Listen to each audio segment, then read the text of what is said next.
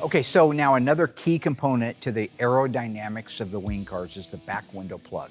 They remove the original back glass from a 69 Charger or 70 Roadrunner, and they put this flush mount style with a smaller window in it. How to install that? What has to happen? What modifications to the body when you're converting one? All of those things are very, very important. And that's why I wanted to take a minute and show you guys how we're doing the Janik plugs on these. So on the rear window plug, you'll see that we've got this area ground down. This is for adhesion purposes.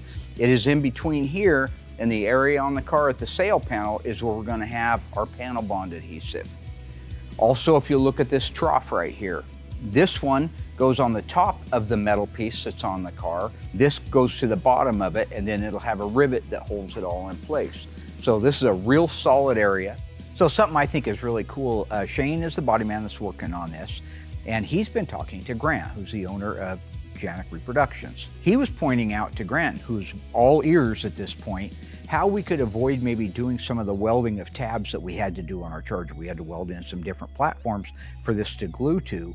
Whereas if he was molding this again, this rear window plug, why not mold the tabs into it with a flange, and you just go right in there and use rivets and hold it in place instead of having to weld onto the car. So they're actually, Shane and him are modifying and making things a little bit easier for the people at home that are doing these conversions.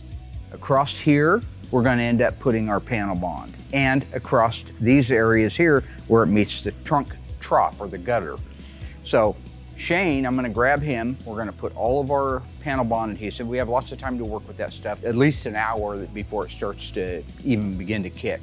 So we'll get everything brushed on into place, then we'll lift it up, we'll move it over to here, and we'll set it into place. And at that point, he can rivet everything and we'll be in good shape. So I think with that, I will grab him and we'll put it on. Now, another thing that has to happen when you put that window plug in, you have to shorten up your trunk lid. Now, it's not a full-size trunk lid. I think it's around 8.5 or 9 inches that you cut off of that to be able to make the original deck lid work. When you cut that off, there's all kinds of ribs on the back side of it, and of course the top side of it that you see with your eyes when the car's going down the road, that's flat.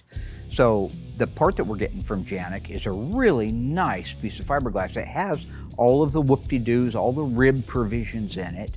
It goes underneath the skin at the front, folds down, and then it gets glued into place.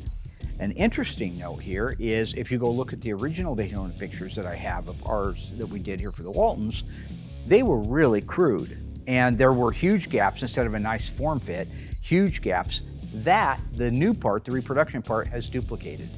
And so I think that's just a really neat little detail. So if you were looking at it and you didn't have the advantage of a magnet to see if it was metal or steel, original or reproduction, you'd never know. Now, to get that deck lid to fit with that new back window plug, besides cutting it down, you have to change the hinges.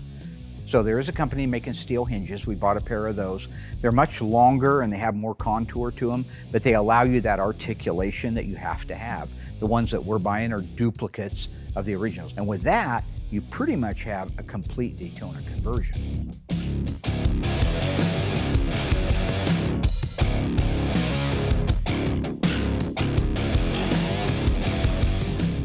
So the panel bond is a two-part epoxy that works like a glue. They use it on new cars on metal, but you can also use it on the fiberglass to steel.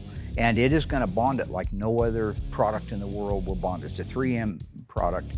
And when that goes in there and they are clamped together, and after 24 hours, you'll never get them apart. If you wanted to take that new piece off that we just added, you'd have to chisel it off and it would destroy it. And the only thing to be left is the area that was glued on there. So it's an absolutely perfect item to use when putting these together.